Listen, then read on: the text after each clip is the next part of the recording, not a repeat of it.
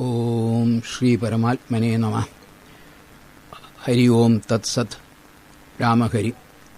അഥ ശ്രീമദ് ഭഗവത്ഗീത പ്രഥമോധ്യായ. ധൃതരാഷ്ട്ര ഉവാച ധർമ്മക്ഷേത്രേ കുരുക്ഷേത്രേ സമവേദാ യുയുത്സവ മാമകാ പാണ്ഡവശ്ചൈവ കിമകർവത സഞ്ജയ. ഭഗവത്ഗീത ഒരു ശാസ്ത്രഗ്രന്ഥമാണ്. ഭാരതത്തിലാണ് വരുന്നെങ്കിലും ഭഗവത്ഗീത ശാസ്ത്രമാണ്. ഇത് ഭഗവാൻ 15-ാം അധ്യായത്തിൻ്റെ അവസാനത്തിലേ പറയുള്ളൂ. കാരണം ശാസ്ത്രമാണെന്നെല്ലാം പറഞ്ഞ് അതിൻ്റെ കാര്യങ്ങളൊക്കെ ബോധ്യപ്പെടുത്തിയ ശേഷം ഇത് ശാസ്ത്രമാണ്. ഇതി ഗുഹ്യതമം ശാസ്ത്രം ഇതമുക്തം മയാനഘ ഏതത് ബുദ്ധ്വാ ബുദ്ധിമാൻസ്യാൽ കൃതകൃത്യശ്ച ഭാരത എന്നാണ് 15-ാമത്തിലെ അവസാനത്തിൽ. അപ്പം മാത്രമേ ശാസ്ത്ര ശബ്ദം വരുന്നുള്ളൂ, അത് പറയില്ല. മാത്രമല്ല, ഒരു കാര്യം ചെയ്യണോ ചെയ്യേണ്ടത് എന്നുള്ളത് പിന്നെ 16-ാം അധ്യായത്തിലെ 24-ാമത്തെ ശ്ലോകം, അവസാനത്തെ ശ്ലോകത്തിലെ ഭഗവാൻ പ്രത്യേകിച്ച് പറയുന്നു. തസ്മാൽ ശാസ്ത്രം പ്രമാണന്തേ കാര്യാകാര്യ വ്യവസ്ഥിതോ ജ്ഞാത്വാ ശാസ്ത്രവിധാനോക്തം കർമ്മ കർത്തും ഇഹ അർഹസി. അർജുന, ഇവിടെ ഒരു കാര്യം ചെയ്യണോ ചെയ്യണ്ടയോ എന്നതിലുള്ള പ്രമാണം അല്ലെങ്കിൽ അതിൻ്റെ അതോറിറ്റി എന്ന് ഇംഗ്ലീഷ് പറയാം. അതെന്താ വെച്ചാൽ അത് ശാസ്ത്രമാണ്. ശാസ്ത്രത്തിൽ ശാസ്ത്രം വിട്ടിട്ട് ചെയ്താൽ അതുകൊണ്ട് ഒരു ഉപകാരവും ലോകത്തിലുണ്ടാവില്ല. അപ്പോൾ ശാസ്ത്രം അതിൽ വേണം. ഇവിടെയൊക്കെ നമ്മൾ വളരെ ശ്രദ്ധിക്കേണ്ടതുണ്ട്. ഈ സനാതനധർമ്മം എന്ന ഹിന്ദുമതത്തിൻ്റെ ഒരു പ്രത്യേകത ഉണ്ട്. ഇപ്പോൾ ബുദ്ധമതമാണ് ആദ്യമായിട്ട് ഒരു വ്യക്തിയുടെ പേരിൽ മതം വരുന്നത്. അതുവരെ അങ്ങനെ ഒരു വ്യക്തിയുടെ പേരില്ല. നമ്മുടെ മതത്തിന് പേര് സനാതനധർമ്മം എന്നാണ്, അതിനൊരു വ്യക്തിയുടെ പേരില്ല. ബുദ്ധൻ വന്നപ്പോൾ ബുദ്ധമതമുണ്ടായി. അതിനുശേഷം പിന്നെ വന്നത് യേശുക്രിസ്തുവിൻ്റെ ആണെന്ന് വിചാരിക്കുക, അപ്പോൾ ക്രിസ്തു മതം ഉണ്ടായി. പിന്നെ വന്നത് മുഹമ്മദ് നബിയാണെങ്കിൽ മുഹമ്മദ് മതമുണ്ടായി. ഇവിടെയൊക്കെ മതം എന്നുള്ളതിന് അഭിപ്രായം എന്നർത്ഥമാണ് വരുന്നത്. ബുദ്ധൻ്റെ അഭിപ്രായം ബുദ്ധമതം, യേശുവിൻ്റെ അഭിപ്രായം ക്രിസ്തുമതം, മുഹമ്മദിൻ്റെ അഭിപ്രായം ബുദ്ധമതം. പക്ഷേ ഇത് ഇവിടെ അങ്ങനെയല്ല. ഈ ശ്രീകൃഷ്ണ ഭഗവാൻ മാത്രമേ ഈ സനാതനധർമ്മത്തിൽ തന്നെ ഇങ്ങനൊരു കാര്യം പറഞ്ഞിട്ടുള്ളൂ. അവർ പറഞ്ഞത് അനുസരിക്കണം എന്നാണല്ലോ പറയണത്. വ്യക്തിപരമാണല്ലോ അതൊക്കെ, അല്ലാണ്ട് വസ്തുനിഷ്ഠ അല്ല. ശാസ്ത്രം എന്ന് പറഞ്ഞാൽ വ്യക്തിനിഷ്ഠ ആവല്ല, വസ്തുനിഷ്ഠ ആവണം. അതും എന്താണെന്ന് പറയാം. ഇപ്പോൾ ചായ എന്നൊരു കാര്യം ഒരാൾക്ക് ഇഷ്ടമാവാം, ഒരാൾക്ക് ഇഷ്ടമല്ല എന്ന് വരാം, ഒരാൾക്ക് എങ്ങനെയായാലും വിരോധമില്ല എന്ന് വരാം. ഇതൊന്നും ആ ചായയെ ആസ്വദിച്ചിട്ടല്ല, വ്യക്തിയുടെ മനസ്സിനെ ആസ്വദിച്ചിട്ടാണ് നിൽക്കുന്നത്. അപ്പോൾ അതിന് പേര് വ്യക്തിനിഷ്ഠം എന്ന് പറയും. ഇതൊന്നും ശാസ്ത്രമല്ല. നേരെ മറിച്ച് തീയ് എന്നുള്ളത് ഹിന്ദു തൊട്ടാലും ക്രിസ്ത്യാനി തൊട്ടാലും ആര് തൊട്ടാലും മൃഗം തൊട്ടാലും പൊള്ളും. അവിടെ അത് കാരണം അത് വസ്തുനിഷ്ഠമാണ്. അപ്പോൾ ശാസ്ത്രം എന്ന് പറയുന്നത് വസ്തുനിഷ്ഠമാണ്, അല്ലാണ്ട് വ്യക്തിനിഷ്ഠമല്ല. ആ വസ്തുവിനെ ആശ്രയിച്ചിട്ടാണ്. നിങ്ങളുടെ അഭിപ്രായം എന്താ ചോദ്യമില്ല. ഇംഗ്ലീഷുകാർ ഇപ്പോൾ ഇതേ കാര്യം തന്നെ പറയാണ്, science is objective and not subjective. ശാസ്ത്രംകാരൻ എന്ന് 1200 കൊല്ലങ്ങൾക്ക് മുമ്പ് ശങ്കരാചാര്യസ്വാമികൾ എന്തു പറഞ്ഞോ അതേ വാക്കാണ് ഇന്ന് ശാസ്ത്രജ്ഞൻ ഉപയോഗിക്കുന്നത്, ഒരു തെറ്റില്ലാണ്ട്. ഒരപകടം വേണമെങ്കിൽ നമുക്ക് തോന്നുന്നത് ഉള്ളത് ശങ്കരാചാര്യർ ഇതൊരു 1200 കൊല്ലങ്ങൾക്ക് മുമ്പ് പറഞ്ഞു. ഇവിടെ ഇപ്പോൾ സായിബ് പറഞ്ഞിട്ട് വേണ്ടേ പറയാൻ എന്നുള്ളത്. അത്രയല്ല, വേറെ യാതൊരു വ്യത്യാസവുമില്ല. അപ്പോൾ ശാസ്ത്രമാണ് പ്രമാണം. ഇത് ശ്രീകൃഷ്ണൻ പ്രത്യേകിച്ച് പറയുന്നത്, അർജുന, ഞാൻ പറയുന്നത് സ്വീകരിക്കുക എന്നല്ല പറയുന്നത്. ഞാൻ പറയുന്നത് തെറ്റാണെങ്കിൽ അതിനെ തള്ളി ശാസ്ത്രത്തിനെ സ്വീകരിക്കുക. ഇത് ഇങ്ങനെ ഒരു ശ്രീകൃഷ്ണൻ മാത്രമേ പറഞ്ഞിട്ടുള്ളൂ. വേറെ ഒരു മത നായകന്മാരും ഇത് പറഞ്ഞിട്ടില്ല. അപ്പോൾ അത്രയൊക്കെ കേമത്തുണ്ട് ഈ ഭഗവത്ഗീത. ഇത് നമ്മൾ മനസ്സിലാക്കണം. ഇതൊരു വെറുതെ യുദ്ധമോ അല്ലെങ്കിൽ പാണ്ഡവന്മാരുടെയും കൗരവന്മാരുടെയും ഒരു ചരിത്രമോ ഒന്നും അല്ല ഈ ഭഗവത്ഗീത. പരിപൂർണമായ ശാസ്ത്രമാണ്. പലരും ഇത് മനസ്സിലാക്കാത്തതുകൊണ്ട് അതിൻ്റെ ആ ഭാവന അവർക്ക് കിട്ടുന്നില്ല. ഇവിടെ ആദ്യം തന്നെ വരുന്നത് ധൃതരാഷ്ട്രയെ കൊണ്ടാണല്ലോ പറയിപ്പിക്കുന്നത്. ധൃതരാഷ്ട്ര പൊതുവെ അന്ധനാണ്. അപ്പോൾ എന്തിനാ ഈ ഭഗവത്ഗീത ഒരു അന്ധനെ കൊണ്ട് ഇങ്ങനെ തുടങ്ങണത്? എത്ര നല്ല ആളുകളുണ്ട്, അവരെ കൊണ്ട് പറയിപ്പിച്ചൂടെ? ഒരു അന്ധന പറയണത് മാത്രമല്ല. ഈ ഭഗവത്ഗീതയിൽ ധൃതരാഷ്ട്ര പറയുന്ന ഒരേ ഒരു ശ്ലോകം ഇത് മാത്രമാണ്. ഇനി ധൃതരാഷ്ട്രത്തിലില്ല. ഇതിനൊക്കെ എന്താ അങ്ങനെ പറയാൻ ആവശ്യം എന്നുള്ളത് നമ്മൾ മനസ്സിലാക്കണം. ധൃതരാഷ്ട്രൻ എന്ന് പറഞ്ഞാൽ ധൃതരാഷ്ട്ര എന്ന പേര്. അതിന് കാരണം രാഷ്ട്രത്തെ ധരിക്കുന്നവൻ അല്ലെങ്കിൽ അഹങ്കാരം എന്നെൻ്റെ മൂർത്തിയുടെ പേരാണ്. ഞാൻ വസ്തുത ധൃതരാഷ്ട്രക്ക് രാജ്യത്തിന് രാജാവാൻ അവകാശമില്ല. ഒന്നാമത് കണ്ണു കാണില്ല. പിന്നെ മറ്റേതുള്ളത് യുധിഷ്ഠിരനാണ് മൂത്ത ആൾ. അപ്പോൾ അദ്ദേഹത്തിന് രാജ്യം ഭരിക്കാൻ പാടുള്ളൂ. അത് കൊടുക്കാതെ തൻ്റെ മകൻ്റെ ആവശ്യത്തിന് വേണ്ടിയിട്ട് രാജ്യം ധരിച്ചിരിക്കുന്ന ആളാണ്. അതാണ് ധൃതരാഷ്ട്രൻ.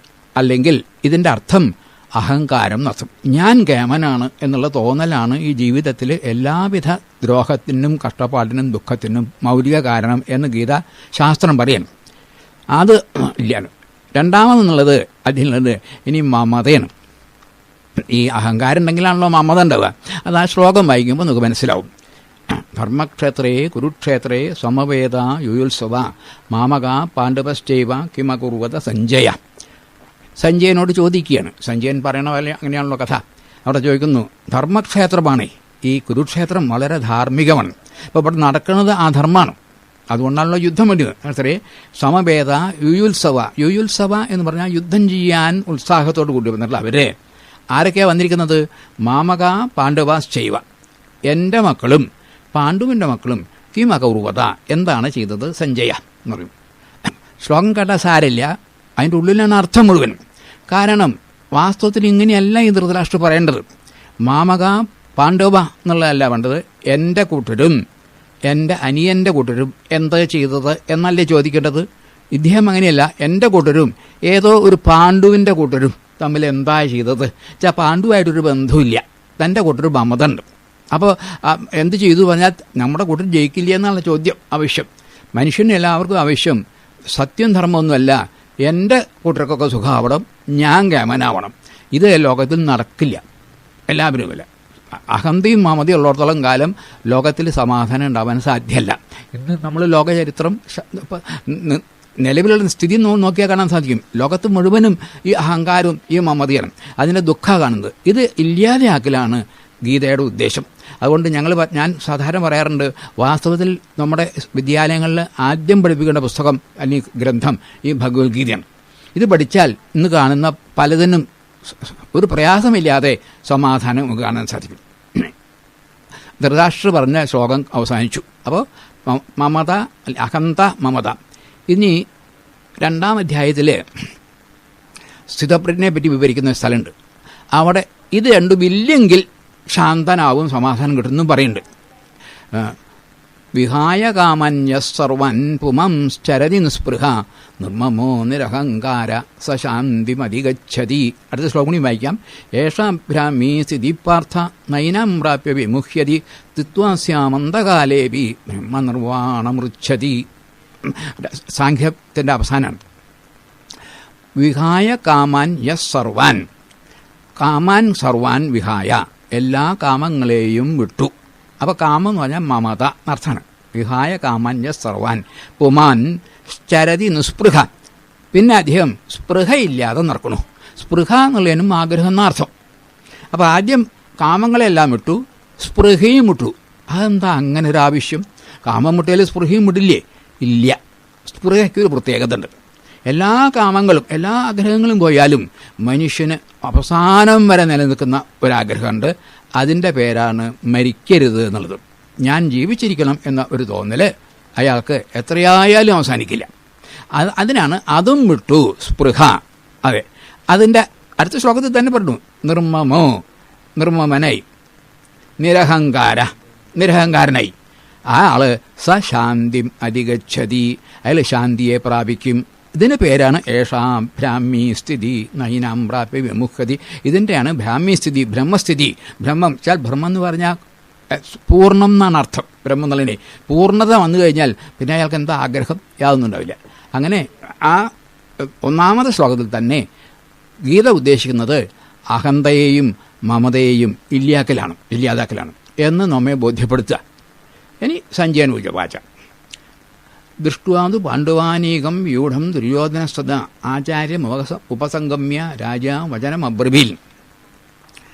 പാണ്ഡവന്മാരുടെ സൈന്യത്തെ കണ്ടിട്ട് വ്യൂഢം ദുര്യോധനൻ വന്നിട്ട്, ആചാര്യൻ എന്ന് പറഞ്ഞാൽ ദ്രോണർ, അദ്ദേഹത്തെ കണ്ടതിനു ശേഷം രാജാവ് ദുര്യോധനൻ വചനം അബ്രവീൽ ഇങ്ങനെ പറഞ്ഞു.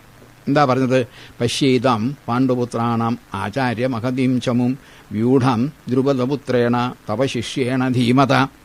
ഓരോ വാക്കിൻ്റെ ഉള്ളിലും ഒരുപാട് അർത്ഥം കൊള്ളിച്ചിട്ടാണ് വെച്ചിട്ടുള്ളത്. കാരണം ഇവിടെ പശ്യേതാം ഹേര ആചാര്യ കാണൂ, പാണ്ഡുപുത്രാണാം അല്ലെ, പാണ്ഡുപുത്രന്മാരുടെ ആ സേനയെ കാണൂ.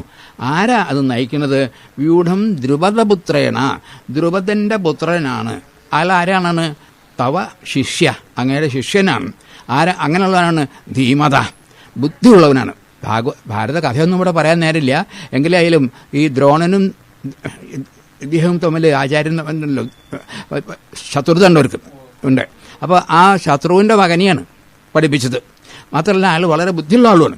ആര്? ഈ ദുഷ്ടത്വം എന്നുള്ള ആൾ വളരെ ബുദ്ധിയുള്ള ആളാണ്. എന്താ അർത്ഥം? വ്യംഗ്യമായിട്ട് ആചാര്യനെ അവമാനിക്കുകയാണ്. നിങ്ങൾക്കൊരു ബുദ്ധിയില്ല എന്നർത്ഥം. അതുകൊണ്ടാണല്ലോ ഈ ബുദ്ധിയുള്ള ആളെ പഠിപ്പിച്ചിട്ട് ഇപ്പം നിങ്ങളുടെ എതിരായിട്ട് നിൽക്കണമെന്നില്ലേ, നിങ്ങൾക്ക് ബുദ്ധിയില്ലല്ലോ എന്ന് വ്യംഗ്യമായിട്ട് വാസ്തവത്തിൽ ആ ദ്രോണരെ ഒന്ന് കളിയാക്കണം. എന്താ അവിടെ അർത്ഥം വെച്ചാൽ കാര്യങ്ങൾ പ്രധാനമൊക്കെ ശാസ്ത്രമാണ്. ഇവിടെ ഗുരുത്തക്കേട് മേടിക്കുകയാണ് ആദ്യം തന്നെ മകൻ. അച്ഛൻ്റെ ആദ്യത്തെ പറഞ്ഞു, ഇനി മകനുള്ളത് ഗുരുത്തക്കേടാണ്. ഗുരുനാഥനെ നിന്ദിക്കുക തുടക്കം തന്നെ. അപ്പം നീ സംശയിക്കാനില്ല, ഇത് മൂന്നുള്ള ദിക്കിൽ തോൽമയുണ്ടാവുള്ളൂ, ജയിക്കില്ല എന്നുള്ളത് ഉറപ്പാണ്. ഇത് മൂന്നും ഉള്ള ഇല്ലാത്ത, അല്ലെങ്കിൽ അങ്ങനെ ഈ അഹന്തിയും മമതിയും ഒന്നും ഇല്ലാത്ത, അത് മാത്രമല്ല ഗുരുനാഥനോട് ബഹുമാനമുള്ള പാണ്ഡു ഭാഗം അല്ലെങ്കിൽ സത്യത്തിൻ്റെ ഭാഗം മാത്രമേ ജയിക്കൂ എന്ന് വ്യംഗ്യമായിട്ട് ആദ്യം തുടങ്ങുമ്പോൾ തന്നെ ഗീതയിൽ കാണിക്കുകയാണ്. അത്ര ശൂര മഹേശ്വാസ ഭീമാർജുന സമായുധി യുയുധാനോ വിരാടശ്ച ദ്രുപദശ്ച മഹാരഥ ദൃഷ്ടകേതുശ്ചേകിതാന കാശിരാജശ്ച വീര്യവൻ പുരജിൽ കുന്തിഭോജശ്ച ശൈബ്യശ്ച നരപുംഗവ യുധാമന്യുശ്ച വിക്രാന്ത ഉത്തമൗജാശ്ച വീര്യവൻ സൗഭദ്രോ ദ്രൗപദേയാശ്ച സർവ ഏവ മഹാരഥ. 3 ശ്ലോകങ്ങൾ അവിടെ പാണ്ഡു അല്ലെങ്കിൽ ഇവരുടെ ധർമ്മപുത്രരുടെ ഭാഗത്തുള്ള യോദ്ധാക്കന്മാരുടെ പേര് പറയണം. 18 പേരാണത്. ഇതിനൊരു പ്രത്യേകത ഉണ്ട്. 18-ന് മഹാഭാരതം 18 പർവ്വമാണ്. അതിൽ ഭീഷ്മപർവ്വത്തിലാണ് ഈ ഗീത വരുന്നത്. ഈ ഗീതയ്ക്ക് 18 അധ്യായമാണ്. ഇത് ഒരു യുദ്ധമാണ്. 18 ദിവസ യുദ്ധം. അതിൽ 18 അക്ഷൗഹിണി സൈന്യമുള്ളത്. അതിൽ ശ്രീകൃഷ്ണൻ്റെ ഇതിൽ പേര് വരുന്നത് 18 പേരാ വരാം. അതുമാതിരി അർജുനനും വരുന്നത് 18ആണ്. എല്ലാം 18ൻ്റെ ഒരു കളിയാണ് ഇവിടെ. എന്താ ഈ 18? ഇതിൻ്റെ ഈ അർത്ഥം വെച്ചിട്ടാണ് നമ്മുടെ 18-ാം പടി. 18 പടി പറഞ്ഞാൽ കരിങ്കല്ലിൻ്റെ പടിയല്ല. അതിന് പ്രത്യേകത ഉണ്ട്. പൂർണ്ണമത പൂർണ്ണമിതം എന്നുള്ള ആ മന്ത്രമുണ്ടല്ലോ, അതായത് ഈശ്വരൻ എന്നുള്ളത് പൂർണ്ണമാണ്. 9 എണ്ണം ഉണ്ടെന്നാണ് വെച്ചിട്ടുള്ളത്. എന്നാലേ വയ്ക്കൂ. എന്തൊക്കെയാണെന്ന് വെച്ചാൽ ദേശകാല നിങ്ങൾ ദേശം 3 എണ്ണം, ആദി മധ്യം അവസാനം, കാലം എന്താണ് ഭൂതം വർത്തമാനം ഭാവി, പിന്നെ ഉള്ളത് 3 അവസ്ഥ ജാഗ്രത സ്വപ്നം സുഷുപ്തി. അപ്പം അങ്ങനെ 9ആയി. ഓക്കെ, അത് പൂർണ്ണത്തിന് ഈശ്വരനും ഉണ്ട്. ഈശ്വരനും എല്ലാം ഉണ്ട് അല്ലോ. ജീവൻ അത് തന്നെയാണ്, അതിനുണ്ട് ഈ 9. അപ്പോൾ 9 9 18. ഈ 18 ഭാവത്തുകളെയും ഇല്ലാതെയാവുക. വാസ്തവത്തിൽ ഇതുള്ളതല്ല, സങ്കല്പമാണ്. ഈ സങ്കല്പങ്ങളെ കടന്നാൽ, അതാണ് 18 ഭാവത്തെ കടക്കുക. 18 കടന്നാൽ അപ്പം നിങ്ങൾ എന്ത് ചെയ്യുന്നു? 18 പടിയും കടന്നാൽ സ്വാമിയെ കാണും എന്ന് പറഞ്ഞാൽ ഈശ്വരനായി. ഇതാണ് ഈ 18ൻ്റെ അർത്ഥമുള്ളത്. അല്ലാണ്ട് വെറുതെ എന്തെങ്കിലും 18 അല്ല. ആ 18ൻ്റെ പ്രധാന കാര്യം ഇതാണ്, ഇത് സാധിക്കാൻ. ഇനി ദുര്യോധനാണെന്ന് പറയുന്നത് അടുത്ത് പറയണു. അസ്മാകം തു വിജിഷ്ടായേ താൻ നിബോധ ദ്വിജോത്തമ നായക മമ സൈന്യസ്യ സംജ്ഞാർത്ഥം താൻ ബ്രവീഷിമേ. അസ്മാകം ഞങ്ങളുടെ ആ കൂട്ടരെ പറ്റിയിട്ട് പറയാം. നായക, അത് ഞാൻ പറയുന്നത് ഹേ ഗുരുനാഥ കേൾക്കൂ എന്ന് പറഞ്ഞിട്ട്, ഭവാൻ ഭീഷ്മശ്ച കർണശ്ച കൃപശ്ച സമിതിഞ്ജയ അശ്വത്ഥാമ വികർണശ്ച സൗമദത്തിർ തഥൈവച. ഇവിടെ എണ്ണി നോക്കിയാൽ കാണാൻ സാധിക്കും 8 ആളുകളുടെ പേരാ ഇതിൽ വരുന്നത്. പിന്നെ എന്താണ്? അശ്വത്ഥാമ വികർണശ്ച സൗമദ തഥൈവച അങ്ങനെ എന്നുണ്ട്. ഗീത ആദ്യം തന്നെ പറഞ്ഞു ഇതൊരു ശാസ്ത്രഗ്രന്ഥമാണ് എന്ന് പറഞ്ഞു. അപ്പോൾ ശാസ്ത്രഗ്രന്ഥത്തിൽ എന്തെങ്കിലും ഒരു കാര്യം വിവരിക്കുമ്പോൾ അതിൽ ഛന്ദസ് പൂരിപ്പിക്കാൻ പാടില്ല, അത് നിയമമാണ്. വേണ്ട അത്രയും മനസ്സായിട്ടുള്ള ഓരോ അക്ഷരവും ഇപ്പം ച തഥൈവ ച നമുക്ക് ഇത് അനുഷ്ടുപ്പ് വൃത്താണ്. അപ്പോൾ അതിൽ ശരിയാവാൻ വേണ്ടിയിട്ട് 3 അക്ഷരം ചേർത്തിരിക്കുക അവിടെ, അത് ഛന്ദസ് ഉപയോഗിക്കാൻ. അപ്പോൾ അത് ശാസ്ത്രത്തിനും പറ്റില്ല. അപ്പോൾ ഇവിടെ വേറൊരു തരം ഭാവമുണ്ട്. ആ ഇതുകൊണ്ട് ഞാൻ ചെല്ലാം. ഭവാൻ ഭീഷ്മശ്ച കർണശ്ച കൃപശ്ച സമിതിഞ്ജയ അശ്വത്ഥാമാ വികർണശ്ച സൗമദത്തിർ ജയദ്രഥ എന്നൊരു പാഠമുണ്ട്. അധികം കാണാനില്ല, അധികം ഈ മാതിരി കാണുക. മറ്റേ അങ്ങനെയല്ല, ജയദ്രഥാണ്. അപ്പോൾ എന്താ അവിടെ ഒരു പ്രത്യേകത വെച്ചാൽ, ഗീത ആ അറ്റം മുതൽക്ക് ഈ അറ്റം വരെ കാണാണ്ട് പഠിച്ചാലേ കാര്യങ്ങൾ ഓരോന്നിനും മനസ്സിലാവുള്ളൂ. 11-ാം അധ്യായമുണ്ട്. അവിടെ ഭഗവാൻ വിശ്വരൂപം കാണിക്കുക. ആ വിശ്വരൂപം കാണിക്കുന്ന സമയത്ത് ഈ ദുര്യോധനൻ്റെ ഭാഗത്തുള്ള അവരെയൊക്കെ ഭഗവാന്റെ വക്കത്തിലേക്ക് പോണ ആളുകളുടെ ഒരു പേരിൻ്റെ ലിസ്റ്റ് ഭഗവാൻ തന്നെ പറയുന്നുണ്ട് അവിടെ. 11-ൽ 34-ാമത്തെ ശ്ലോകമാണ്. ദ്രോണം ച ഭീഷ്മം ച ജയദ്രഥം ച കർണം തഥാന്യാനപി യോദ്ധവീരാൻ മയാ കഥാസ്ത്വം ജഹിമാ വ്യതിഷ്ഠ യുദ്ധ്യസ്വ ജേതാസി രണേ സപത്മാൻ എന്ന ശ്ലോകം. ശ്രീകൃഷ്ണൻ പറയാണ്, ആ ശ്രീകണ്ഠൻ്റെ വായലിക്ക് മറ്റൊരു ശാസ്ത്രത്തിലുള്ള ഭാഗത്തുള്ള ആളുകളൊക്കെ വായലിക്ക് തന്നെ അകത്തേക്ക് പോകുന്നതിന് പേര് അവരുടെ എണ്ണം പറയണം. ആദ്യം തന്നെ പറയുന്നത് ദ്രോണം ച ഭീഷ്. അവിടെ നോക്കൂ, ഭഗവാൻ വളരെ മനസ്സരിച്ചിട്ടാണ് ആദ്യം ദ്രോണൻ്റെ പേരാ പറഞ്ഞു, എന്നിട്ടേ ഭീഷ്മനെ പറയുള്ളൂ. ഇദ്ദേഹം